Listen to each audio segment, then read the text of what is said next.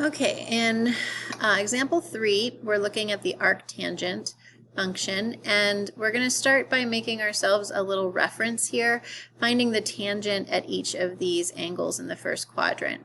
Tangent is the sine over the cosine, that's the y over the x, and at 0, that's 0 divided by 1, which is 0. So the tangent of 0 equals 0. Then for pi over 6, that would be 1/2 divided by square root of 3 over 2, which is the square root of 3 over 3. The tangent of pi over 4 would be square root of 2 over 2 divided by square root of 2 over 2, which is 1. The tangent of pi over 3 would be root 3 over 2 divided by 1/2, which is square root of 3. And then tangent of pi over 2 is 1 divided by 0, which is undefined. And remember, a 0 with a slash through it means undefined. So in problem A, we want to evaluate the arctangent of root 3 over 3.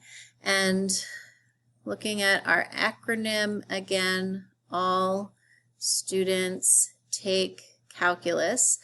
Tangent is positive in quadrant 1 and in quadrant 3. In the first quadrant, we see pi over 6, which is 30 degrees. That has a reference angle with a tangent of root 3 over 3. So 30 degrees will be our reference angle. And 30 degrees is in quadrant 1. So that would be one of our solutions. And then to reflect that angle into quadrant 3, we're taking half the circle, which is 180 degrees, and we're adding the reference angle, a distance of 30 degrees, and 180 plus 30 is 210 degrees. So we have two solutions to the arctangent of root 3 over 3, 30 degrees and 210 degrees. Okay, problem B, we're working in radians, and tangent is negative in quadrant 2 and in quadrant 4. Okay, the reference angle with tangent of root 3 is pi over 3. So we have a pi over 3 reference angle. And pi over 3 in the first quadrant would be here. That's our reference. Reflecting that into the second quadrant, if half the circle is 3 pi over 3, and we subtract the reference angle to get into quadrant 2, that would be a reference of pi over 3. 3 pi over 3 minus pi over 3 is 2 pi over 3. That would be our quadrant 2 answer.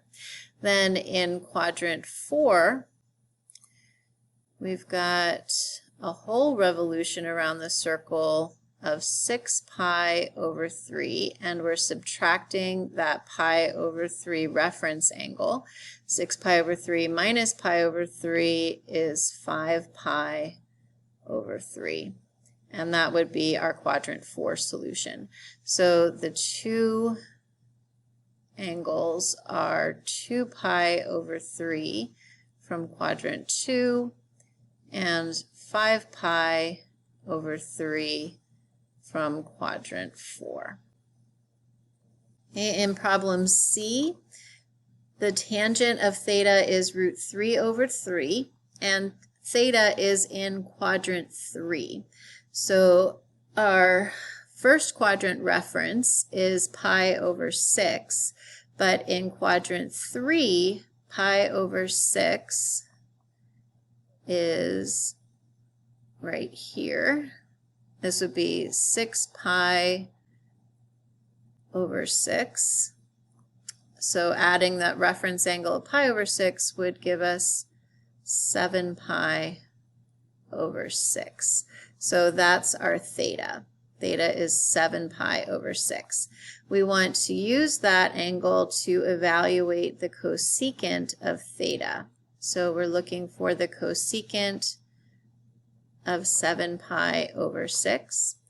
And our coordinate at 7 pi over 6 is negative square root of 3 over 2, comma, negative 1/2. That's the coordinate of our reference angle in quadrant 3 where both x and y are negative. And cosecant is the reciprocal of the sine.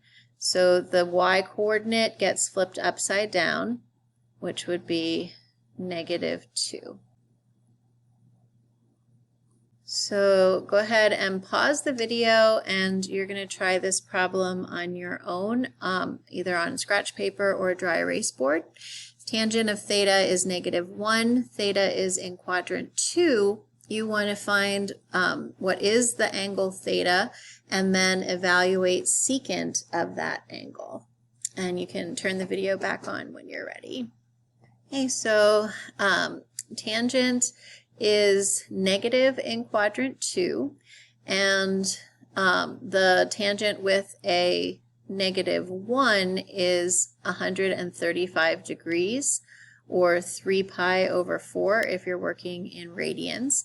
The coordinate there is negative root 2 over 2, comma, positive root 2 over 2, and secant is 1 over the cosine. So we're taking the reciprocal of the x coordinate, which is negative root 2 over 2. We flip that upside down, rationalize the denominator, simplify by canceling those 2's to get a secant of negative square root of 2.